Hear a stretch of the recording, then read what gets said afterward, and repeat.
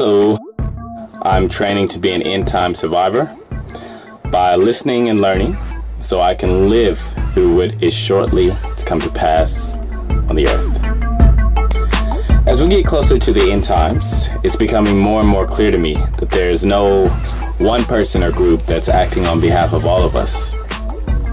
Quite the contrary. Preppers is a term that's been coined for a movement of people who are preparing or prepping for some kind of catastrophe or doomsday to hit the earth at some point in the future.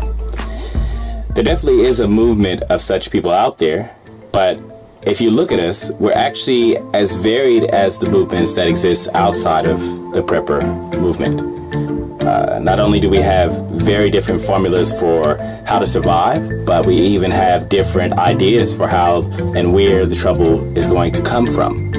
For us on this YouTube channel, we come from a very strong Christian background, and yet we found that there are very few other professing Christians who actually agree with us in terms of how we see things.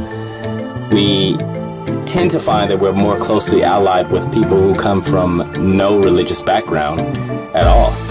The end time novel Survivors deals with the problems that affect half a dozen Christians from very different backgrounds as they find themselves thrust together in an apartment in London.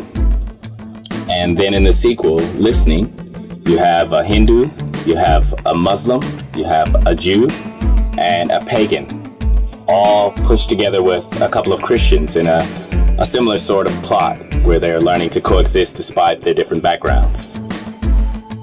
Surely when the disaster comes, we're going to need more than fallout shelters and guns to distinguish our friends from our enemies. Even a copy of the Apostles' Creed might not suffice.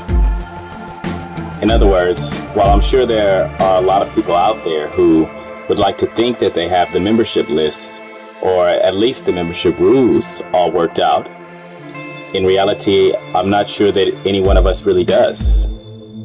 It may be that what we really need is a fair bit of humility and more than a little patience with people who don't see things exactly as we do. I've heard it said that in the history of the church, when Christians were being martyred for their faith, they would often have all sorts of disagreements with each other over different doctrinal issues.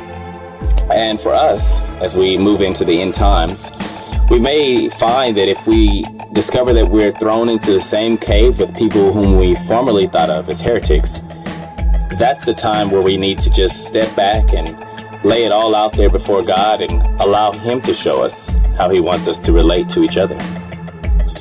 It's great to see a number of websites and YouTube channels, similar to the one that I'm speaking on now, forming, that serve to offer kind of a hub perspective towards the preparation movement or Christians who are expecting to go through the Great Tribulation.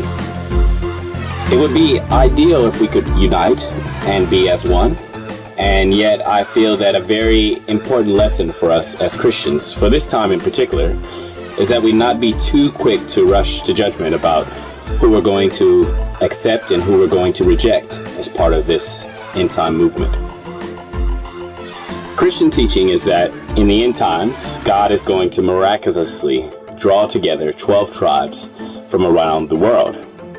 And I know there's a group already out there that's taken that name and essentially presumed that they represent the one true 12 tribes. I'm not convinced. I think most of us, myself included, would like to think that we have it all or mostly worked out in terms of what the 12 tribes are going to do or what they're going to teach in the end times. But I'm not really sure that any of us does. It may be that we need to open our minds a bit more to further enlightenment. And this kind of openness to hearing new revelation, to questioning things, including ourselves, may be something that needs to continue right up until the Great Tribulation. The Bible talks about people who will find themselves in heaven and they'll question, how did I get here? And that's presumably because they didn't meet the criteria that most of us assumed would determine who gets to heaven and who goes to hell. In the About Us blurb on this site, it makes mention of people of conscience. And that's a phrase that I really like because, we can have our theology worked out perfectly and yet be almost totally lacking in conscience. At the same time that we might have someone who has totally incorrect theology and yet, to use a biblical phrase, if they are walking in all the light that they have, and especially if they're being persecuted for it, then there really should be more room for that individual in our cave. This whole idea of persecution bringing together all those who have enough character to follow their conscience, even in the face of death, is something that suggests that we really have some challenging lessons to be learned as we move into the end times. And those are the sort of people I really hope to meet.